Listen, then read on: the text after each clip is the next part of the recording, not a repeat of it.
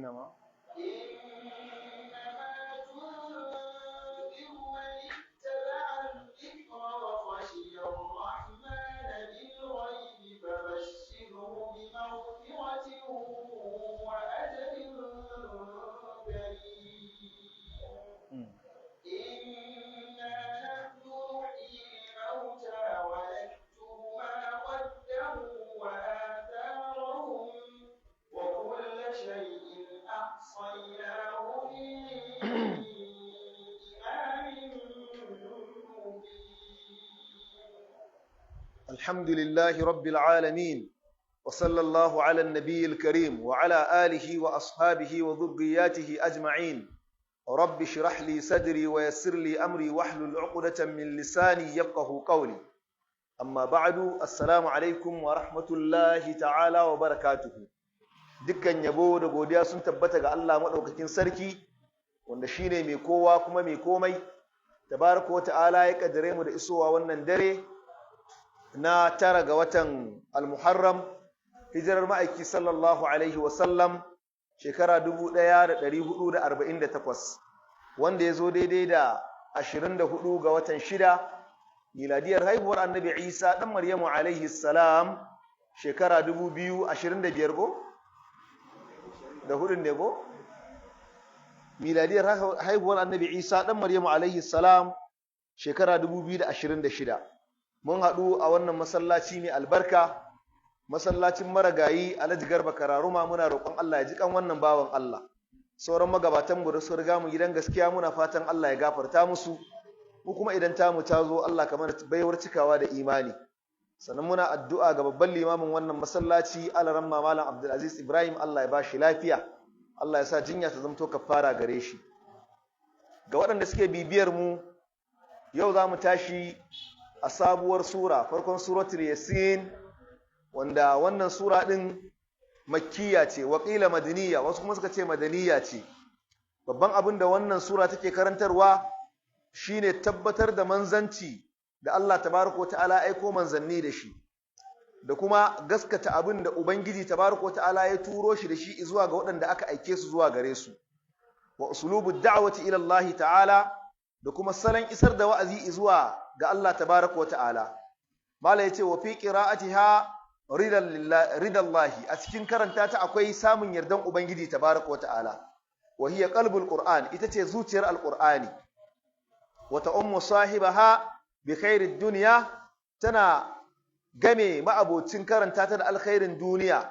Wa tadfa'u anhu kullu so, sannan kuma tana kore masa dukkan wata cutarwa.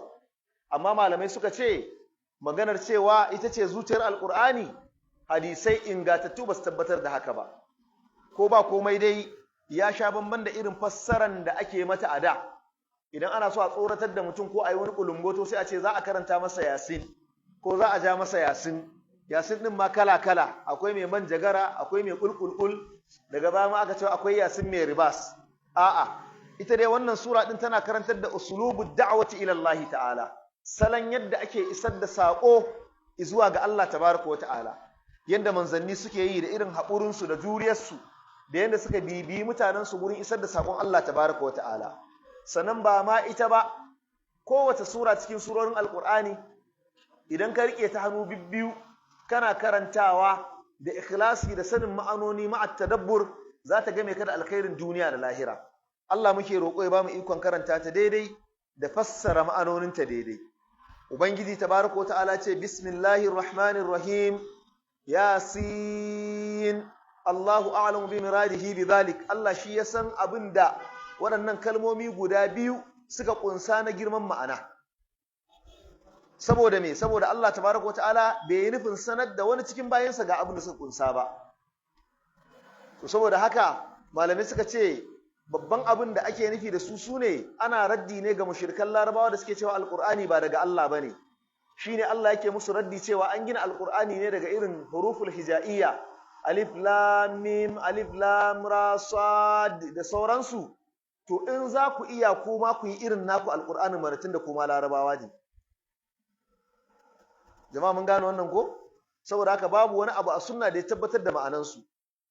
Wa taqaddamul kalam ala al-huruf al-muqatta'a min awwal surati al-baqara bayanai sun riga sun gabata akan huruful muqatta'a tun daga farkon suratul baqara wanda yake so zai iya komawa ya duba qauluhu wallahu a'lamu bi muradihi bidhalik fadin wallahu a'lamu bi muradihi bidhalik mala yace hadha ala sahih wannan bisa inganci ne amma kuma akwai sabani akan yasin da taha saboda me an ce ismaini sunaye ne li nabiyina muhammadin sallallahu alaihi wa sallam ga annabi muhammad tsira da amincin Allah su tabbata a gare shi wa taqaddama al-bayan fi awwal surati daha nan ma bayanai sun riga sun gabata tun daga farkon suratu daha bayanan sun riga sun gabata wasu na ganin taha suna ne na ma'aiki sallallahu alaihi wasallam yasin za ka ga ma'abuta baituka da suke rera wa manzon Allah sallallahu alaihi wasallam sukan kawo waɗannan sunaye guda biyu a cikin sunan ma'aiki sallallahu alaihi wasallam Ubangiji tabaraka ta'ala ce wal Qur'anil Hakim Allah tabaraka ta'ala yana rantsuwa da Al-Qur'ani wanda yake cike da hikimomi wanda yake akwai abun mamaki na nazari da dubiya a ciki kuma yana daukan kowace irin ma'ana da take kunshe da hikima innaka laminal mursalin innaka lallai kai ya Muhammad laminal mursalin kana cikin annabawa alladhi ursilu wadanda Allah tabaraka ta'ala ya turo ala siratin mustaqim a bisa tafarki wanda yake madaidaici wal ma'ana malai ce abinda ake nufi innaka laminal mursalin kana cikin manzanni ai innaka ala siratil mustaqim kana kan tafarki wanda yake madaidaici ba akan tafarkin barna kake ba ko tafarki wanda yake ba na shirya ba shine ai innaka ala siratil mustaqim ai tariqil anbiya min qablika hanyar annabawa wanda suka zo kafin ka min at-tauhidi wal huda na daga tauhidi da kuma wato ainihin shiriya da aqida da tsayuwa akan tafarki wanda yake madaidaici kuma sannan tana ƙarfafa magana na sabanin abin da kafirai suke cewa wai lasta mursalan kai ba manzo bane a'a Allah ce innaka laminal mursalin kaga kenan maganar su ta zama wofi tunda Allah ya tabbatar manzon Allah yana cikin manzanni Allah ce wannan alqur'ani din tanzilal azizir rahim saukakke ne wanda yake daga al-aziz mabuwayi fi mulkihi cikin mulkin sa ar-rahim wanda yake mai jin kai bi khalqihi ga halittarsa Allah ka ji kanmu ka gafarta mana Allah ce mun saukar da shi ne saboda menene litunzira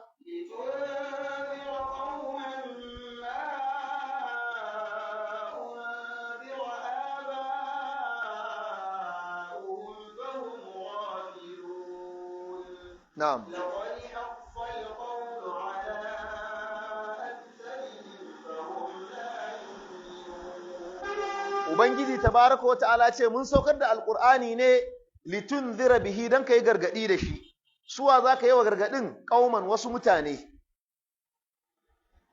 ma unzira aba'uhum abinda ba a yi wa iyayensu gargadi da shi ba ai lam yunzir fi zamanil fatrati ba a saukar da shi ba a yi gargadi da shi ba zamanin fatra ma'ana zamanin da ba wani annabi da yake raye a doron ƙasa ballantana ya mutane gargadi jama'a mun gane wannan ko akwai mutanen da sun rayu lokacin babu annabi Isa sannan Allah bai aiko manzon Allah ba annabi Muhammad sallallahu alaihi wasallam shine zamani na fatra din kenan fahum su ay alqawmu mutanen ghafiluna suna rafkani anil imani gabanin yin imani da kuma tafiya akan tafarki wanda yake na shirya da wannan ne ma malamai suke dogon bayani akan ahlul fatra su ba wani gargadi da yazo balantana a ce sun kafirce ko sun yin imani hatta munakasha da malamai suke akan iyayen ma'aiki sallallahu alaihi wasallam aka ce sun rayu ne zamanin fatra saboda haka kuskure ne mutum ya kutsa cikin mutuncin su ko ya ce kaza kaza kaza yaushe ma aka turo sako ballantana a ce basu karba ba jama'a mun gane wannan ko saboda haka ɗaliban ilimi a kiyaye kar mutum ya dinga kutsawa cikin hurumin abin da bai shafe shi ba ko bai da ilimi akai abin da muka sani duk inda kaga Allah ya fitar da zababbe to yana fitowa ne daga cikin zababbu sallallahu alaihi wasallam ubangiji tabaraka wa ta'ala ce laqad haqqal qawl haqiqa zance ya riga ya tabbata ai wajaba ya tabbata ala aktharihim abisa mafiya yawan su bil azabi na azaba fahum la yu'minuna sai dai su ba su yin imani ai aksar mafiya yawan su ba sa imani ubangiji tabaraka wa ta'ala ce inna ja'alna fi a'naqihim إنا جعلنا في أعناقهم أغلالا فهي إلى الأذقان فهم مقمحون na'am وجعلنا من بين أيديهم سدا ومن خلفهم سدا فأغشيناهم فهم لا يبصرون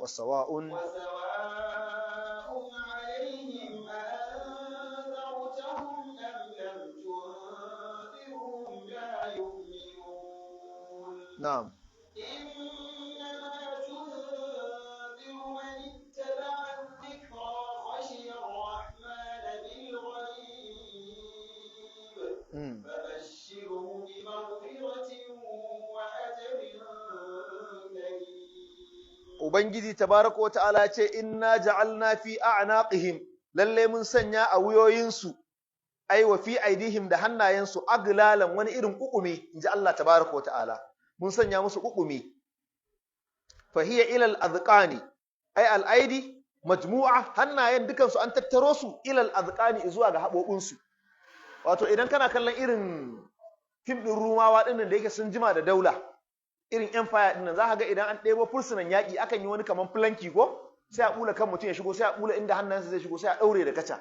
to in za ka yi misalin ukumi da shi za ka yi misali zai ga mutum a haka sannan za ga katakon baya barin kan mutum ya sauka ƙasa ma sai dai dinga tafiya a haka ballantana iya ɗaukan wani mataki wannan ababun misali ne kawai muka buga Allah tabaraka wa ta'ala ce fahiya ila al-adqani fahum muqmahuna suna kansu wato ainihin rafi'una ru'usahum suna daga kawunan su sama inji Allah tabaraka wa ta'ala wannan tajbihi ne Allah yayi la yastadi'una kafadaha ba su da ikon su saukar da kawunan su ƙasa wa hadha tafsilu wannan misali ne wal miradu abinda ake nufi annahum la yad'una lil imani ba sa iya samun dama su yi imani kuma sannan ba sa karban sako na manzanci ma'ana ana bada misali ne su kafirai irin batan da suka yi da kin karban sakon manzon Allah sallallahu alaihi wasallam kamar mutumin da aka samar hukumi ne a wuyansa sannan aka daura hannayensa kansa bai yi kasa ma ballantana ya ga hanyar shari'a ya bita Allah ya buga misali akan kafirai da irin wannan Allah tabaraka wa ta'ala ce waja'alna min bayni aydihim saddan mun sanya gaba gare su saddan wani irin shamaki wa min khalfihim da kuma bayan su sannan shi ma mun sanya saddan wani irin shamaki wanda ya shamakance tsakanin su da gaskiya fa aghshaynakum Allah ce mun rufe wato fuskokin su mun rufe kawunan su fa hum la yubsiruna ba sa iya gani wannan aya din idan ba ku mance ba lokacin da manzon Allah sallallahu alaihi wasallam ya zo zai yi hijira yace wa zai kwanta akan gadona ya rufu da mayafina idan kafirai sun kashe shi mu haɗu da shi a aljanna sai na ya ce ni ne wanda ba kowa zai iya ba sai jaruman gaske irin wannan ya faru a cikin sahabban Isa alaihi salam da ya ce waye za a saukar mishi da irin kamanceceniya na in an kashe shi mu haɗu da shi a aljanna ai wani saurayi ne ya daga hannu ko annabi Isa ya ga yayi karami sai sauki hannunka ya sake faɗa duk mazajen kowa ya har so uku shikenan dole shi yayi to irin haka ta faru sai na ce ni ne yazo ya kwanta akan gadon ma'aiki sallallahu alaihi wasallam kafirai da suka yi zaman dako suna jira idan manzon Allah ya fito su gama da shi sai Allah ya jefa musu bacci kawai da manzon Allah ya fito sai gansu duk suna bacci sai ya bi ƙasa sai yana bi kawunan sai yana zubawa yana cewa inna ja'alna fi a'naqihim aglalan ko a'a waja'alna min bayni aydihim saddan wa min khalfihim saddan fa aghshaynahum wa hum la yubsiruna manzon Allah ya fita yi hijira sai na Ali kuma ya zauna akan shimfidin manzon Allah sallallahu alaihi wasallam karshe ba abin da ya same shi za ka ga a waɗannan kwanakin in malamai suna koro abubuwa da suke da munasaba da karandar musulunci ana sabuwar shekara akan kawo irin waɗannan a ciki shi yasa ba wai kawai a ce sabuwar shekarar musulunci al-muharram ba a'a akwai ma'ana a cikin hijira din me yasa aka yi hijirar me ya faru ya hijirar ta kasance duk irin wannan yana da kyau malamai su dinga fasawa mutane suna sani yana da kyau mutane su dinga sani ita kanta hijirar tukunna ai da farko ba garin Madina aka fara zuwa hijira ba farko inda manzon Allah sallallahu alaihi wasallam ya fara turawa a yi hijira, ya fara turawa ne a tafi Habasha, inda aka samu wannan sarkin ko Najashi. Allah ya ƙara mishi yarda. Kun san kan ya rasu sai da ya imani da ma'aiki sallallahu alaihi wasallam. Manzon Allah tsangwama ta yi yawa, ana tsangwaman sahabbai, a kwace wa mutum mata, a kwace mar jari, wani a fasa mar ido. Manzon Allah ce ku yi hijira, ku tafi Habasha. Suka tafi suka je suka samu Najashi ya karɓe su. Da su Abu Lahab suka ji labari da sauran manya-manyan kafirai, sai suka tura tawaga akan aje a ce a kori sahabban manzon Allah sallallahu alaihi wasallam. Mutane ne wanda suke maciya amana, sun yi kaza sun yi kaza sun yi kaza. Da aka zo aka samu Najashi daga cikin mushrikan Larabawa manya-manya, sai ce a kira bakin su zo. Sai aka kira waɗannan bakin, sai ce ku maimaita abin da kuka faɗa a kansu. Waɗannan Larabawa wakilan mushrikan garin Makka suka ce ga abin da suke aikatawa, sun yi kaza sun yi kaza sun yi kaza. Sai Najashi ya ce me za ku ce akan bayanan mutanenku kuma ƴan uwanku? Suka ce ba abin da za mu ce akan bayanan su face ƙarya kawai suke mana. Mu dai da mun kasance muna cikin jahiliya, muna shan giya, muna zinace-zinace, muna kashe ƴaƴanmu mata, mu raye mazaje. Sai Allah ya turo mana haske, Annabi Muhammad sallallahu alaihi wasallam ya ce mu sada zumunci, mu riƙe amana, mu yi sallah, mu girmama iyaye. Ya ce akan wannan suka tsangwame mu. Najashi ya ce akwai abin da annabinku ya zo da shi na littafi? Suka ce akwai abin da ya zo da shi na littafi. Sai ce shin me littafin naku ya ce akan Isa ɗan gidan Maryamu?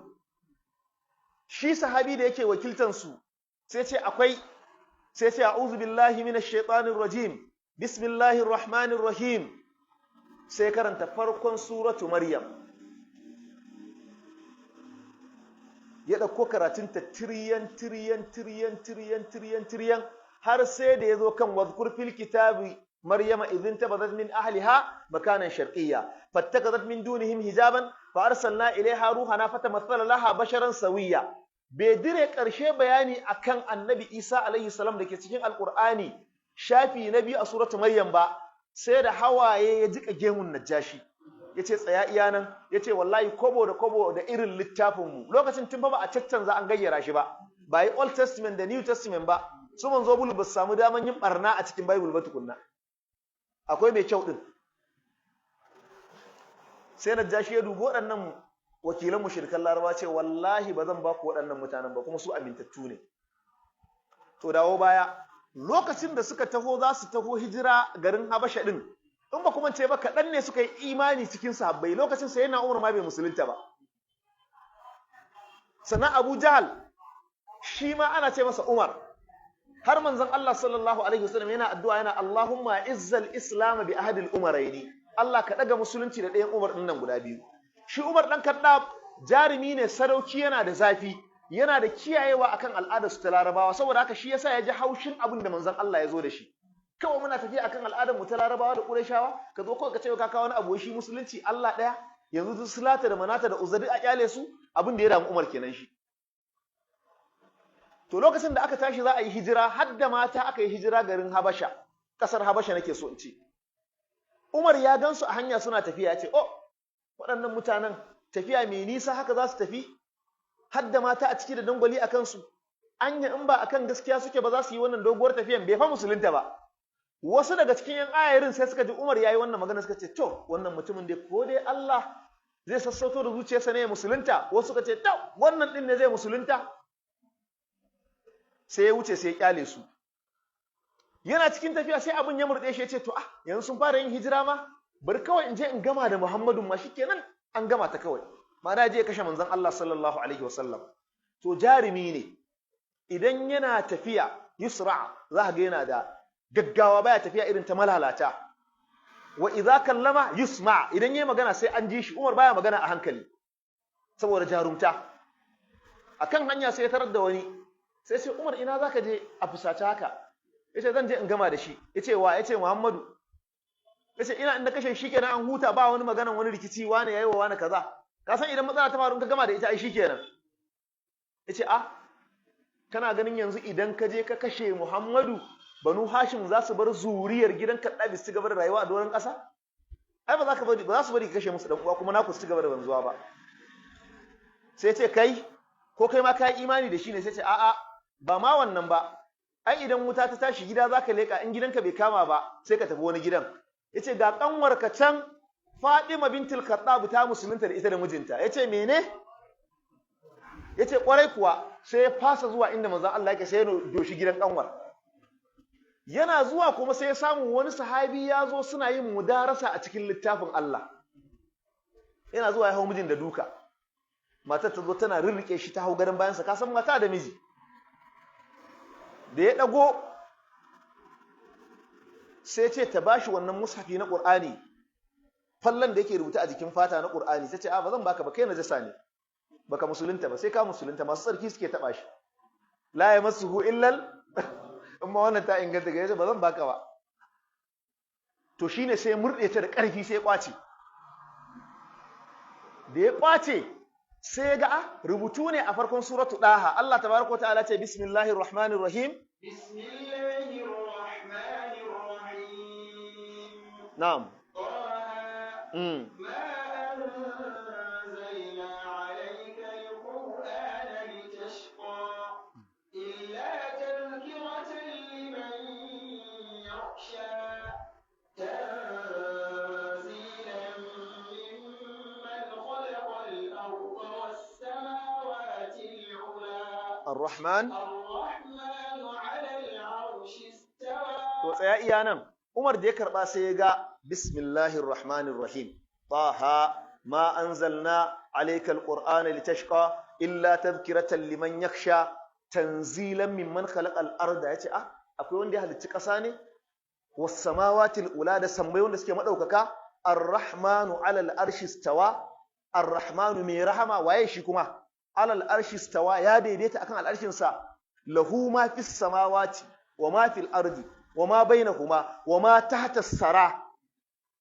Wa in tajhar bil qawli, akwai wanda kuma ko ka bayyana ko ka boye. Wa in tajhar bil qawli fa innahu ya'lamu sirra wa akfa. Allahu la ilaha illa huwa lahul asma'ul husna. Sai tsika jiki ta tashi. Sai ce ina zan ganshi shi Muhammadu. To lokacin ana daru arqab bin arqab. Anan ake buya ba iya fitowa a yi musuluncin ba. Umar sai ya doso gurin kawai. To kun san na ce muku idan yana tafiya ma ana jin tafiyarsa. Sai aka ji gib gib gib. Ana leƙawa sai aka ga Umar ne yake zo, aka ce tab shikenan yau kuma, dan an san shi jarumi ne lamba ɗaya. Ce Umar ne. Sai Hamza, sayyidina Hamza yace ku kyale shi yazo, in khairan fa khairan wa in sharran fa sharran. Yace wallahi ya iso, inda alkhairi yazo ya tarar da alkhairi. In kuma sharri yazo da shi ina daidai da shi. Yana zuwa sai ya buga kofa gan gan gan. Aka ce waye? Yace Umar ne. Wanne? Yace dan Khattab. Sahabbai masu rauni duka saura jikinsu yana rawa. Hamza yace ku bude kofan. Ana bude kofa sai Hamza ya cikume shi sai manna shi da gini. Wata ruwayar aka ce a'a manzon Allah ne yace ku kyale shi. Da yazo yana buga manzon Allah ce ku bude. Ana bude kofar manzon Allah sai ya rike hannayensa duka biyu. Umar yace wallahi tunda yake bai taba jin riko irin wannan ba, sai ya zama kamar an rike kara da karfin rike karfe. Yace saboda jarumta irin ta ma'aiki sallallahu alaihi wasallam. Rike shi da manzon Allah sai ya ji karfin riko da bai taba jin irinsa ba, sannan kuma sai ya ji wata irin nutsuwa ta shige shi. Manzon Allah ce me ka zo da shi? Yace nazo in musulunta ne. Sai guri kawai rude da kabbara. Umar yace ashhadu an la ilaha illallah wa anna muhammadar rasulullah. Sabai kawai sai suka yi kabbara. Yace me ake ana? Aka ce ana abu ne. Yace to kuma ya za mu yi imani da ar-rahmanu alal arshi istawa lahu ma fis samawati wa ma fil ardi wa ma bainahuma wa ma tahta as-salam uya anan a fita a yada. Cikin garin Madina sun san manzon Allah sallallahu alaihi wasallam sahabbai uya suke, sallar ma boye ake, mitin a boye. Kawai sai suka ji ana Allahu akbar Allahu akbar. Daga cikin gida sai kafirai suna yau kuma su tsagerancin su Muhammadu har ya kai ma a fito cikin garin Makka. Idan mutum ya dauko takobi ko sanda in ya leko in ya ga Umar sai ya koma. Ga Umar ga Hamza ga kurjinin manzon Allah sallallahu alaihi wasallam, mutum sai ya koma. To daga nan kuma sai tsangwama ta karu, Umar ya musulunta, Umar ya musulunta. Ba a fasa tsangwama ba, a jefi wannan, a kwace matar wannan, a kwace jarin wannan. To lokacin Larabawa suna zuwa daga Yasriba, Madinar yanzu kenan. Lokacin ba ta zama Madina ba, domin dama wili da fil Madina an haifi manzon Allah sallallahu alaihi wasallam a Madina, sai a wuli da fil Makka, an haife shi a Makka ko? Makka sai sa zamto ta samu daraja da kima. Wa hajara ila Madina fa nawwara, yayi hijira zuwa garin Madina kuma sai Madinar ta yi haske. To lokacin sahabbai suna zuwa daddai ana musu tallan musulunci, ba su wuce mutum 12 bar suke musulmai a Madina. Manzon Allah ya ce Allah ya sama muku ƴan uwa a can Yasriba, wanda yake so ya addini cikin nutsuwa ya tafi can Madina kenan. Sahabbai daddai suka dinga yin hijira zuwa can kafin manzon Allah sallallahu alaihi wasallam zai yi hijira. Cikin waɗanda suka yi hijira a boye ake hijiran, amma ranar da Umar zai yi hijira dan Kaddaf, tsakiyar rana, wasu suka ce da la'asar, sai zo ɗakin Ka'aba da kan sakalinsa da kayan shi, sai nafila raka'a 2, sai tashi sai ya tsaya ce ayyuhan nas, irin attention, hankalin kowa ya dawo. Sai da hankalin kowa ya dawo kansa, kuma kun san dama yana da murya. Sai ce ga nan Umar dan Kaddaf zai yi hijira. Yace wanda yake so uwarsa ta haifi wani, ko matarsa ta yi zawarci, ko ai kukan mutuwa a gidansa, yace mu haɗu a wancan kwarin na gaba. Sai rataye takobinsa sai kama hanya, ba wanda ya bi shi, domin idan ya bi hanya shaidan ma baya iya bin hanya. Umar ya kama hanya ya tafi. To kafin ayi hijira Annabi sallallahu alaihi wasallam yakan je gidan Sayyidina Abubakar da safe, yakan je da yamma. Asma'u binta Abubakar ta ce ran da na ganshi ya zo da rana, ce na san akwai wani abin da zai faru. Suka yi hijira zuwa kogon farko da suka fara shiga, ana kai musu abinci, suka yi ƴan kwanaki a wurin. Shi Muhammad bin Abubakar dan gidan Sayyidina Abubakar shi yake zuwa ya leka mai kafirai suke shiryawa cikin dare, sai ya zo ya gaya wa su manzon Allah sallallahu alaihi wasallam, sai ya dawo gari a kwana da shi a gari kamar dama a gari ya kwana. Ƙarshe manzon Allah ya hijira, kafin ya je garin Madina labari ya zo manzon Allah zai zo. Sahabbai suka ce manzon Allah me yasa ba za ka hijira ba? Ce ni ubangiji bai min umarni ba, amma ku kuje. Da manzon Allah sallallahu alaihi wasallam ya samu umarni daga wurin Allah tabaraka ta'ala, sai kama hanya zai hijira. Da ya fito ya tsaya ya dubi Makka, Nabi sallallahu alaihi wasallam yana kewatta, yayi wasu kalamai masu daɗi, sai wuce kama hanya. Madina kuma an share garin Madina, an tsaftace shi, an gyara shi. Kowa yayi wanka, manya da yara, ana cewa manzon Allah yana zuwa. Kowa yana fatan ina ma a ce in yazo a gidansa zai sauka. Can kawai sai ga manzon Allah sallallahu alaihi wasallam, amma kafin ya isa garin Madina sai da ya zauna a Quba, inda Masjidul Quba yake.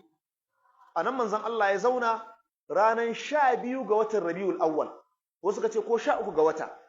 Yayi sati 2 a wurin, wasu kace kwana 13, sannan sai ya karaso cikin garin Madina wajejen 23 da 4 cikin watan Rabiul Awwal.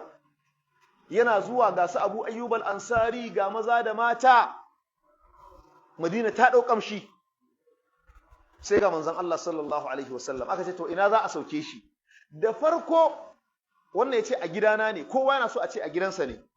Sai manzon Allah ce ku kyala wannan taguwar, fa innaha ma'mura, an umarce ta, inda duk ta kwanta anan za a yi. Da sai ta kwanta akan filin wasu marayu. Aka zo aka ce to ya za a yi, ai su bayar kyauta, ai manzon Allah ne. Manzon Allah ce siya zami. Annabi sarkin adalci yace siya zami.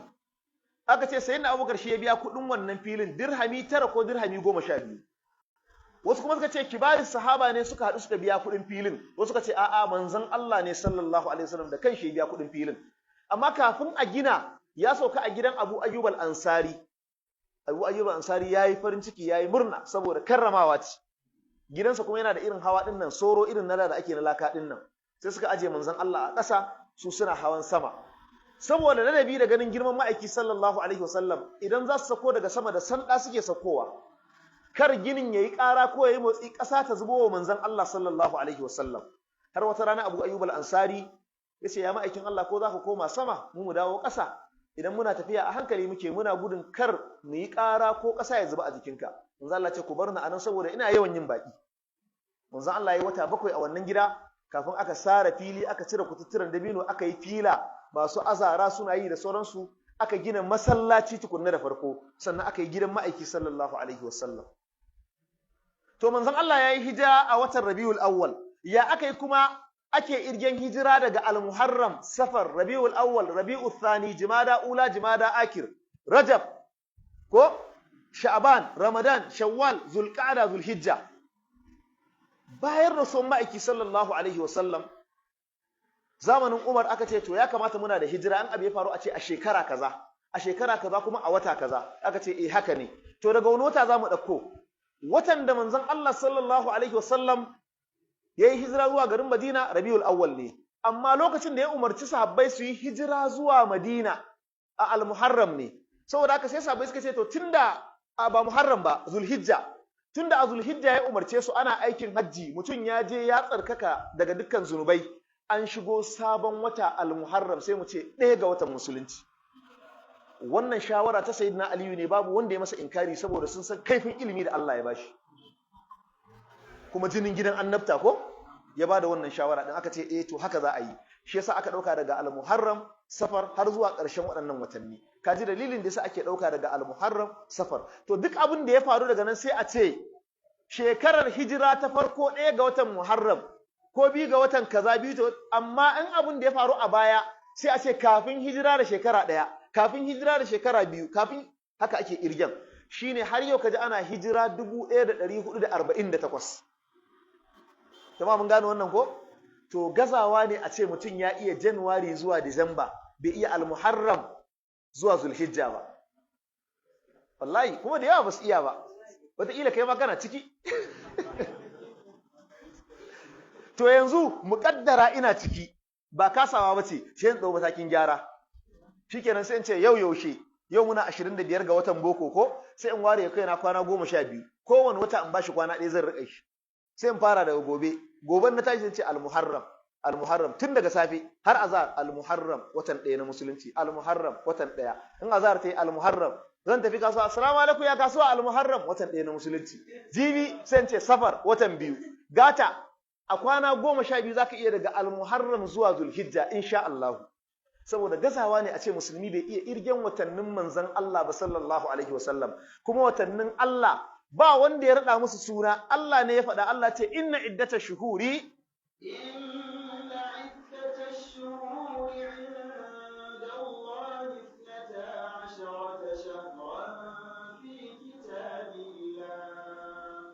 to ubangiji tabaraka ta'ala ce inna iddatash shuhuri inda Allah 12 shahran fi kitabillahi. Abun sani kididdigan kirgen watanni a musulunci guda 12 ne. A ina? Fi kitabillahi. Yawma khalaqas samawati wal ard. Tun ranan da Allah tabaraka ta'ala ya halicci sammai da kasai, ba jiya aka yi su ba, ba shekaran jiya aka yi su ba, ba yanzu ake yin su ba. Tun ran gini, tun ran zane, tun ran halittan sama da ƙasa. Allah ce yawma khalaqas samawati wal ard. Minha arba'atun hurum. A cikin su akwai 4 masu alfarma, 3 suna jere, 1 daban. Daga Zulqa'da, Zulhijja, Al-Muharram, duka watanni ne masu alfarma. Sai ka koma ka dauko Rajab, su 4 nan. Allah ce zalika ad-dinul qayyim, wannan shine addini mi kakke, fala tazlimu fihinna anfusakum, kar ku zalunci kawunanku a cikin su. To ashe kenan wajibi ne a ce musulmi ya rike su. To kaji dalili tunda manzon Allah zai fita daga wurin hijira, yazo ya samu waɗannan kafirai da ke shirin kashe shi, inda Allah ce wa iz yamkuru bikal ladina kafaru ko, lokacin da kafirai suka yi makirci akan ka, ko dai su kashe ka, ko su tsire ka, ko kuma su kore ka a cikin garin. Allah tabaraka ta'ala ya mai da makircin su kansu, suna shirya makirci, Allah yana mai da dabara irin tashi ta rushe kafirai akan su. Saboda haka manzon Allah ya fita yana wannan addu'a din cewa waja'alna min bayni aydihim saddan wa min khalfihim saddan fa aghshaynahum fahum la yubsiruna. Allah ka ba mu ikon kiyayewa. Ubangiji tabaraka ta'ala ce wa sawa'un alaihim, ka karanta shi ko? Wa sawa'un alaihim, duk ɗaya ne akan su. A anzartahum, ka musu gargadi, ka ja hankalinsu, ka tsoratar da su, am lam tunzirhum, ko dai ka kyale su baka musu gargadi ba, la yu'minuna, ba za su bai imani ba, saboda ba sa gane gaskiya. Allah ya ce inna ma tunziru man ittaba'a dhikr, ka sani kadai waɗanda suke bin tsoratarwa, in zaraka tsoratar wanda kake yi, su ne waɗanda man ittaba'a dhikr, wanda suke bin ambato, jan hankali, ai alquran na alqurani, wa khashiyar rahman bil ghaib, kuma suke tsoron Allah a boye, ba su ga aljanna ba an ba su labari sun yi imani, ba su ga wuta ba suna tsoronta sun yi imani. Allah ce irin waɗannan tabashirhu bi maghfiratin wa ajrin karim, ka musu bishara da wata irin gafara da kuma lada wanda yake mai girman gaske, wa huwa aljanna, ita ce aljanna. Sai Allah ya ce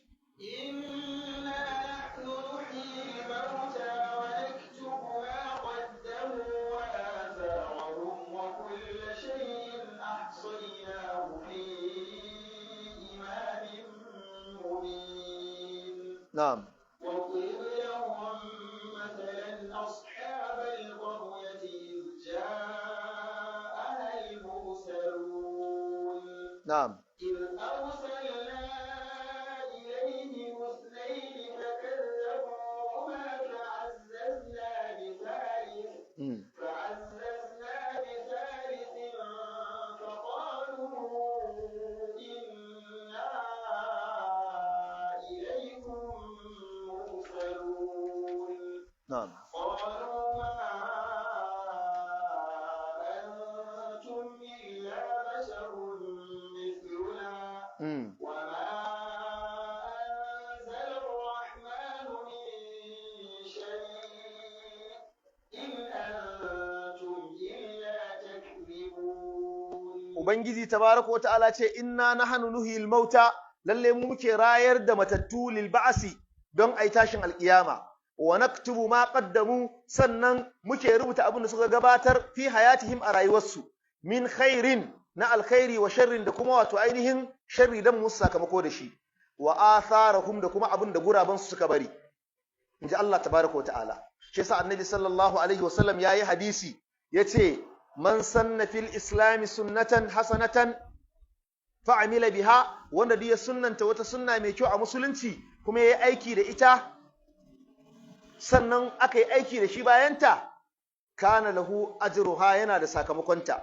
kuma yana da kwatankwacin ladan wanda ya aiki da ita min gairi an yankusa min ajrihim shay ba tare da an rage wanda yayi wannan aikin komai ba yanzu wanda ya fara sunnanta kawo ruwan sha gurin wannan karatun to duk wanda daga baya yayi koyi da shi ya kawo ruwan za a ba wancan ladan shayarwan da yayi kuma za a ba shi ladan koyin da wancan yayi ba tare da an rage ma wancan mai koyin komai a cikin ladansa ba jama'a mun gane wannan ko idan a unguwar ku ka sunnanta wa unguwar yan unguwa ku zo mu haɗa kuɗi mu ɗinka wa marayun unguwar nan uniform ɗin makaranta sai aka gani ana yi to ko bayan ka mutu idan aka ci gaba da yi ko bayan shekara nawa ne duk sanda aka dinga wani maraya uniform a unguwarku tunda kai ka fara ka ce a zo a yi sai Allah ya rubuta maka ladan ka dinka wa maraya uniform ko da kana cikin kabarin ka ne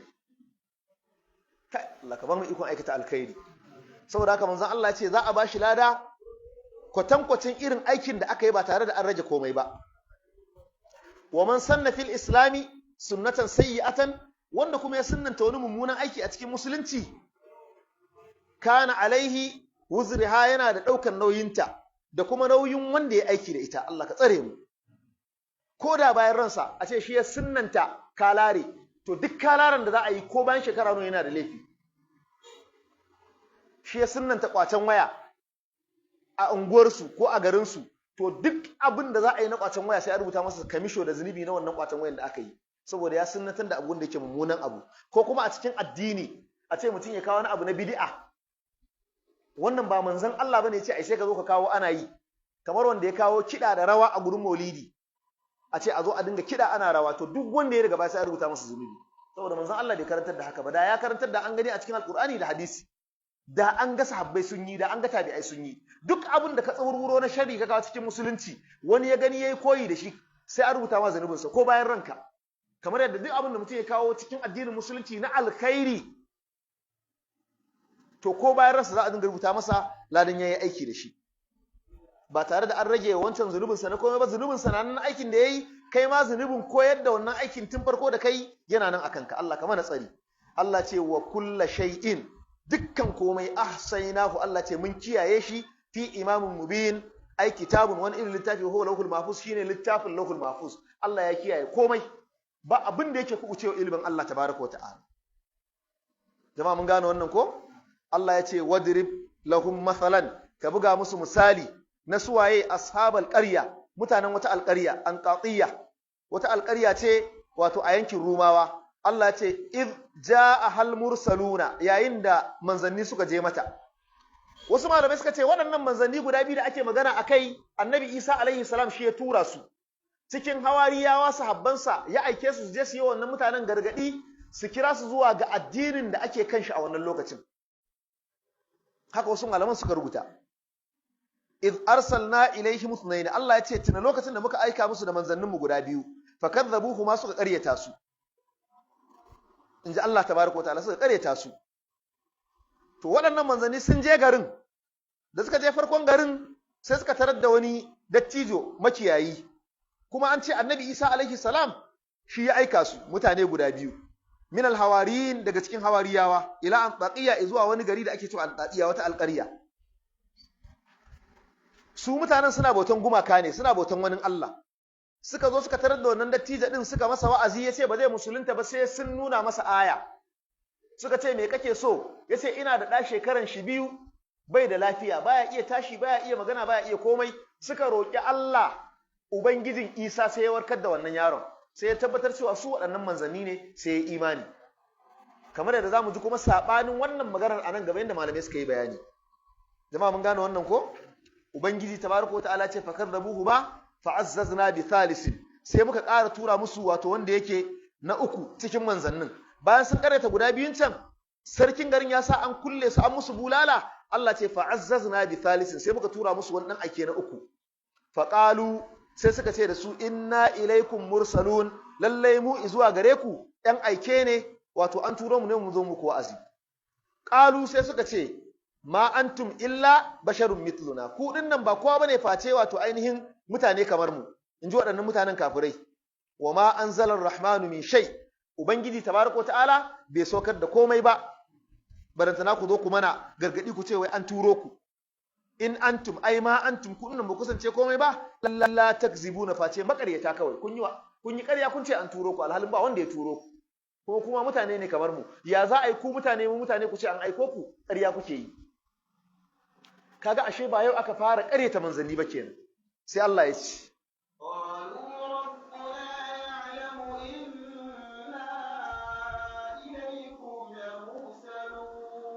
na'am.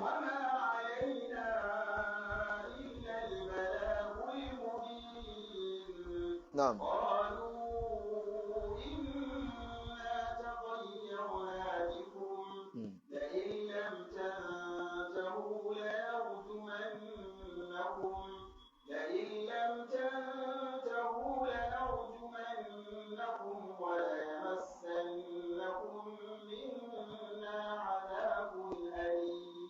قالوا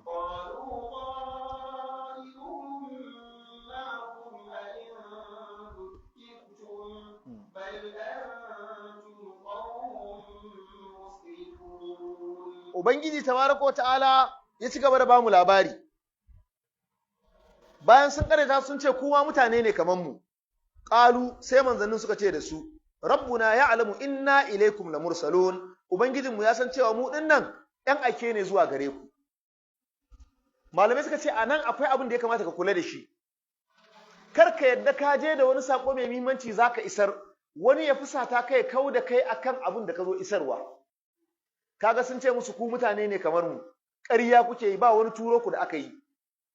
Da yake manzanni ne, ba su ce mu din ne muke ƙarya ba, kaza ba, sai suka ce rabbuna ya'lamu inna ilaikum lamursaluna. Ai ubangijinmu ya sani in ma ku kun ƙaryata ba ku yadda ba, ubangijin da ya turo mu ya san cewa mu ƴan aika ne zuwa gare ku.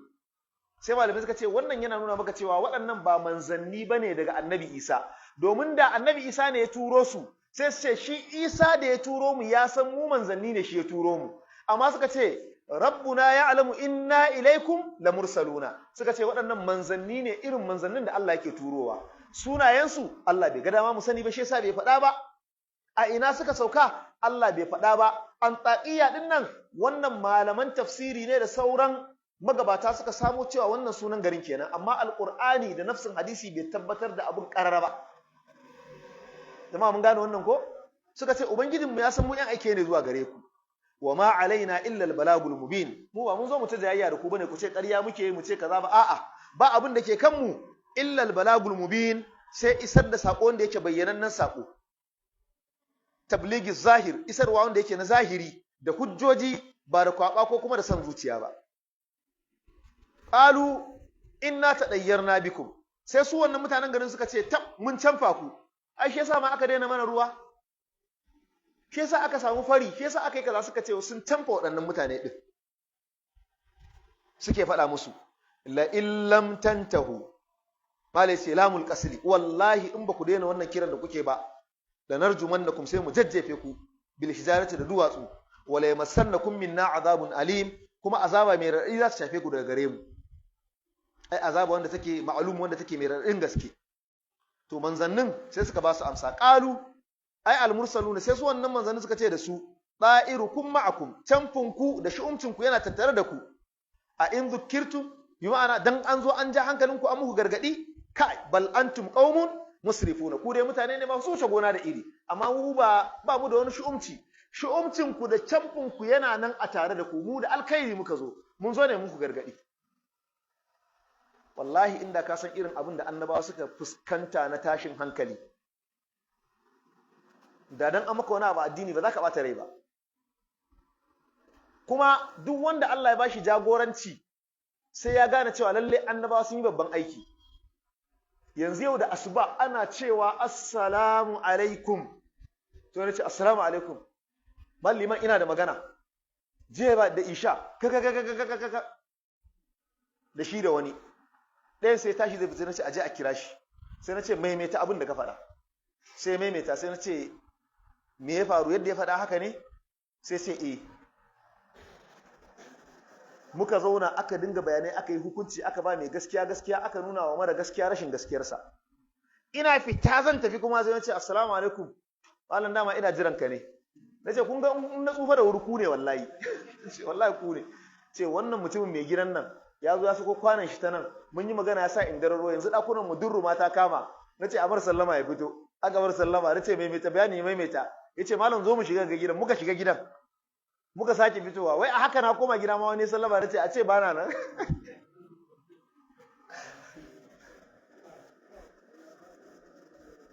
wallahi tallahi haka ake fama saboda haka manzanni sun sha wahala saboda haka suka ba su amsa da'irukum ma'akum a in dukirtum bal antum qaumun musrifuna sai Allah ya ce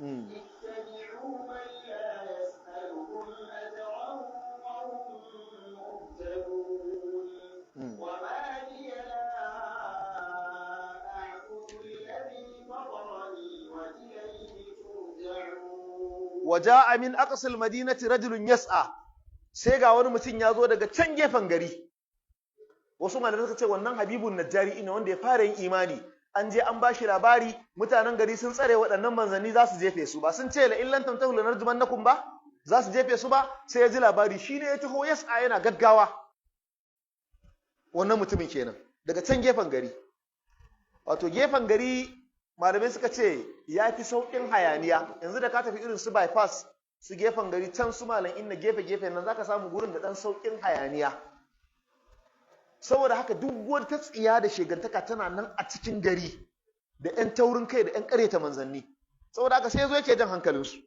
yana sauri qala yace ya qaumi ittabi'ul mursalin ya ku mutane na ku bi waɗannan ƴan aike daga Allah suke ba makareta bane ittabi'u man la yas'alukum ajran ku bi wanda bai tambaye ku lada ba mana nawa suka ce ku basu sun nemi ku musu wani abu ne sun ce ku na sarakuna ne a'a la yas'alukum ajran bas tambaye ku komai ba wa hum muhtaduna alhali ma kuma shiryarwa suke yi fa yuqalu lahu sai suka ce da shi anta ala dinihim yanzu kai din ma kana kan addinin su ne tun daga shi yazo yana hana a jefe su yana hana a cutar da su kuma ya ce a bi su suka ce anta ala dinihim kai ma ka koma irin addinin su ne fa qala sai ce da su wa mali la a'budu alladhi fatarani ka san ita amsa ba sai ka ce ba abin da ya biyo ba na iya nuna ina ka fuskanta kace to maliya la a'budu alladhi fatarani me zai hana bazan bauta wanda ya kage halitta ta ba ai khalaqani ya halicce ni la mani ali min ibadatihi ba abin da zai hana ni bauta masa yanzu wannan ya tabbatar da cewa yayi mene yayi imani wa maliya la a'budu alladhi fatarani wa ilayhi turja'una sannan kuma idan na mutu ma gare shi zan koma sannan shi ya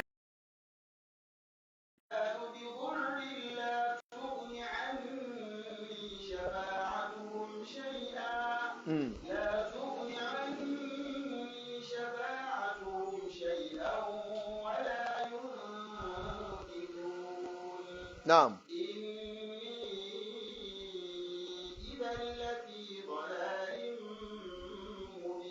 yace da su a attakizu yanzu za ku riki min dunihi koma bayan shi Allah tabaraka wa ta'ala ya gairihi waninsa alihatan abun bauta in yuridni rahmanu bidurrin idan Allah tabaraka wa ta'ala ya nufin wata cuta ta shafi wani la tughni anni shafa'atuhum shay'an wani mai cetonsa ba zai amfanar da shi gare ni ba ko da komai ne wala yunqizuni sannan ba wanda zai iya tsamo ni daga fushin Allah tabaraka wa ta'ala ya gaya musu wannan amsa din kai ku ji inni idhal lafi dhalalin mubin lallai ni da na kasance cikin wato ainihin bata wanda take bayyananniya ai wato na kasance ina bautawa in abbattu ghairillahi idan na bautawa wani Allah lafi dalalin mubin wato na kasance cikin bata wanda take bayyananniya inni amantu bi rabbikum fasma'una Allah ya ce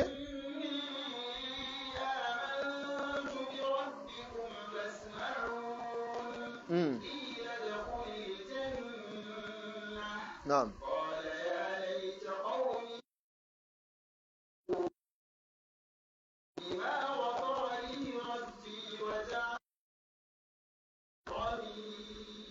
ya ce da su inni idan lafi dalalin mubin duk sanda aka ce na tafi bautan wani Allah to ina cikin bata mai girma saboda haka inni amantu bi rabbikum lallai ni nayi imani da ubangijinku Allahu allazi huwa rabbi wa rabbu kulli khalqin Allah wanda yake shine ubangiji na ubangijin kowace irin halitta fasma'una ku ji ni da kyau ma'ana ku ji da kyau ku karba an kun ga dama ku karba saboda haka a daidai nan gurin sai Allah tabaraka ta'ala ce qila dukulil janna sai aka ce da shi shiga cikin gidan aljanna malamai suka ce to anan dama qur'ani littafi ne na tadabburi sai ka kaddara sun jefe shi sun kashe shi bayan sun kashe shi kuma sai Allah tabaraka ta'ala ce da shi shiga ina cikin gidan aljanna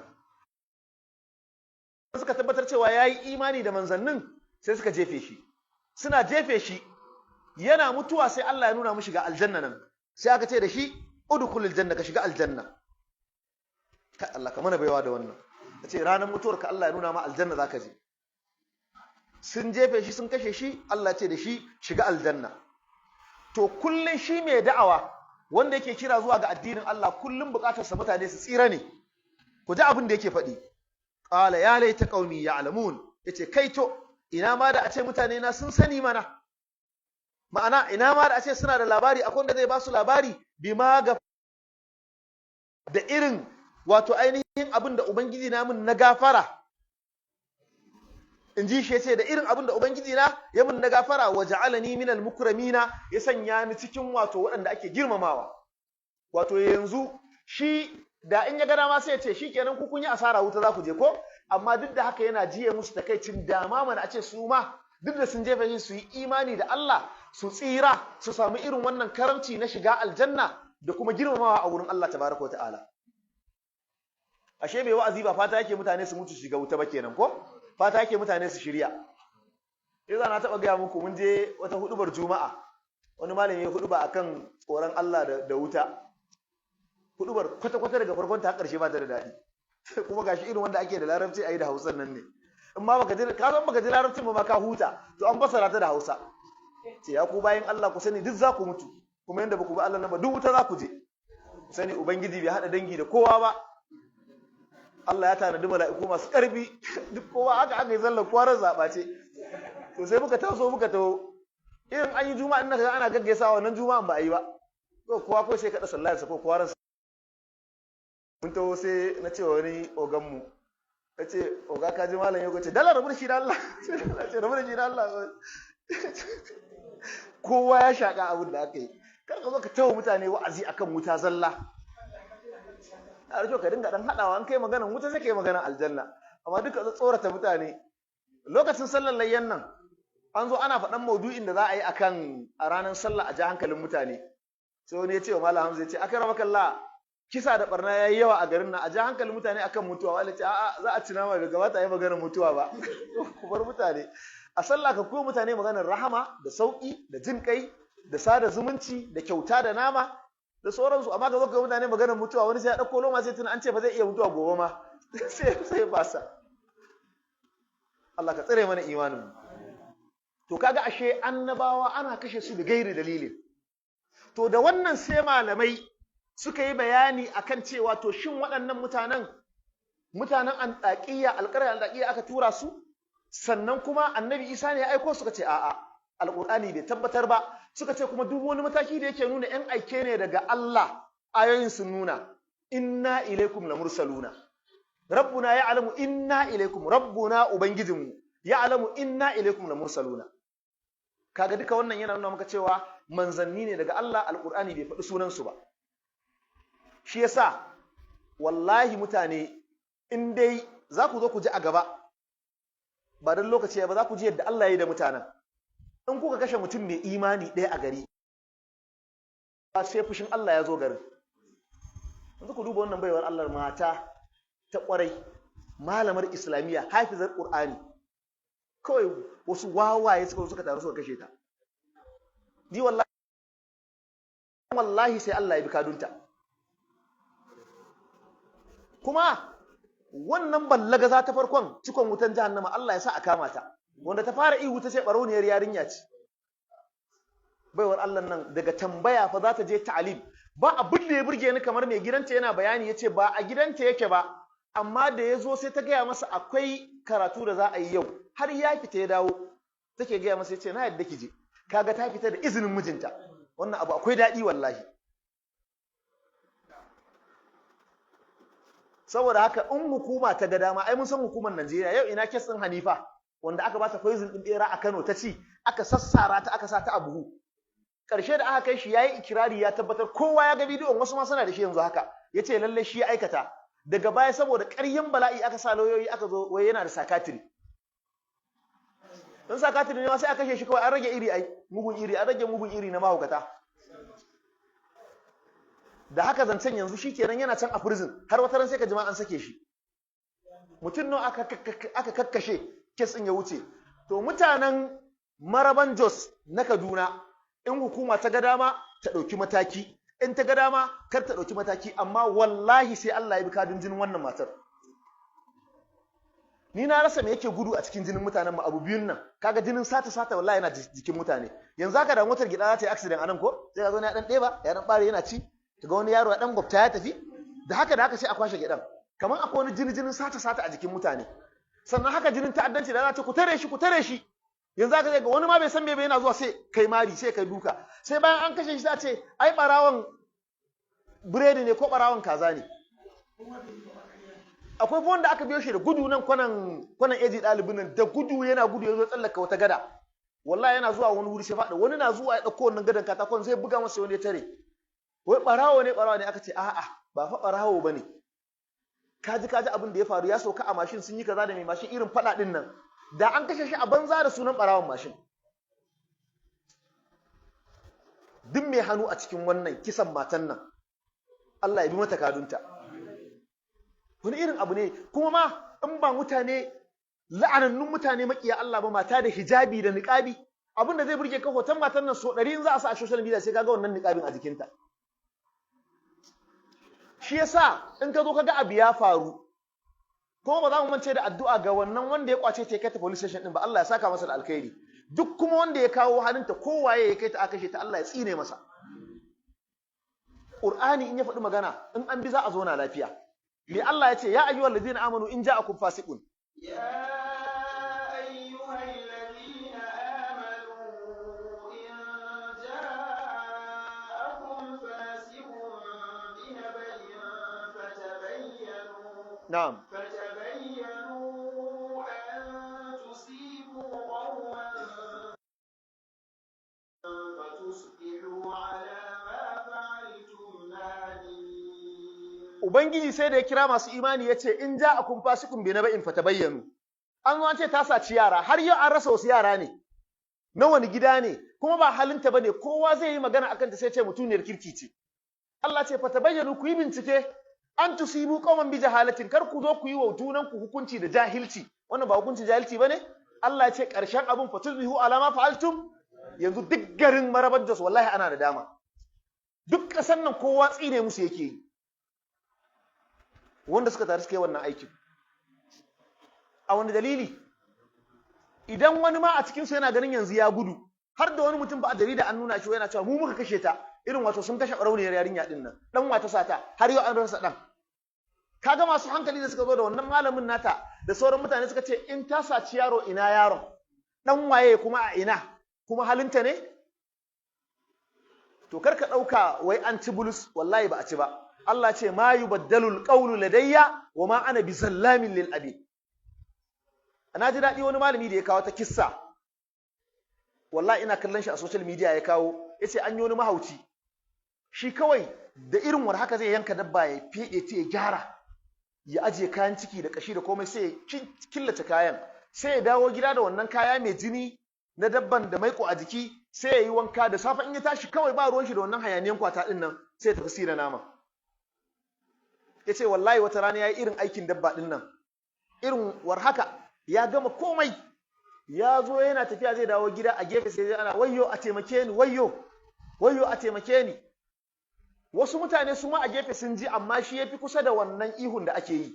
Yana zuwa kawai sai ya ga mutum ne an taka mara wuka a wuya, ga ta nan ko cire ta ba a yi ba, jini yana zuba a jikinsa. Sai ya je ya tsaya da niyan zai yi taimako. Yana zuwa gurin sai ga waɗancan sun iso su kuma, su ma za su yi taimako. Sai suka gan shi gashi nan ga wuka a wuyan mutum, shi kuma jikinsa ga duk jini. Ba su san cewa jinin jikinsa nan na dabbar da ya yanka ɗazu ba ne, ba shi ya kashe mutumin ba. Suka ce a wato ka kashe mutum. Sai suka rike shi kawai. Yace wallahi ba ni na kashe shi ba. Suka ce ga jikinka da jini, ga wuka a wuyarsa, kuma kai muka samu a wurin. Ƙarshe dai mutumin da aka kama shi sai prison. Da aka kai shi prison, aka yanke mur hukuncin kisa. Ran da aka zo za a kashe shi, kasan ana cewa barayi kana da bayani na ƙarshe? Da fa haka ake a ƙasar nan. Sai a ɗaura mutum a jikin drum, ai ko baka taɓa gani ba ka gani a hoto. Sai a ɗaura mutum a drum, sai a ce yi bayaninka na ƙarshe. Idan kai bayaninka na ƙarshe sai a harbe ka. Ya ce yana da bayani. Sai ce yana jan hankalin duk wani mai zalunci ya daina. Ya ce yana shaidawa taron jama'an nan da suke kallo za a harbe shi. Ya ce ya rantse da ubangijin wannan ranar wallahi ba shi ya kashe wannan mutumin ba. Ya ce amma ba ni da hujja da za ta kare ni, domin an same ni da jini a jikina, ga mutumin ga wuƙa. Ya ce amma aikin fawa nake yi, na taso na zan ce maka wannan abin ya faɗo ta kaina. Ya ce kuma bana nadama na kashe inda za a yi. Ya ce amma ba ku san wani abu ba, shekara 20 baya da suka wuce na taɓa kashe rai guda 2, ba wanda ya ganni, ba wanda ya san nayi sai Allah. Ya ce wallahi na san wancan ne Allah ya kama ni da shi yanzu. Ya ce ma yubaddalul qawlu ladayya wa ma ana bizallamin lil abid. Aka ce me ya faru? Ya ce wallahi budurwa ce da ita da mahaifiyarta suna zuwa, yana irin aikin fito din nan, ka zo bakin kogi sai a haye da kai, sai ka biya. Yar tun tana karama yake nuna wa uwar yana son ta. Uwar sai ta hana shi aurenta. Har aka je aka aurar wani yarinyar. Ranan ya zo sai ga su zo su biyu. Sai shaidan ya shige shi ya ce to bari yayi fasikanci da yar. Uwar ta ce a'a kar kai.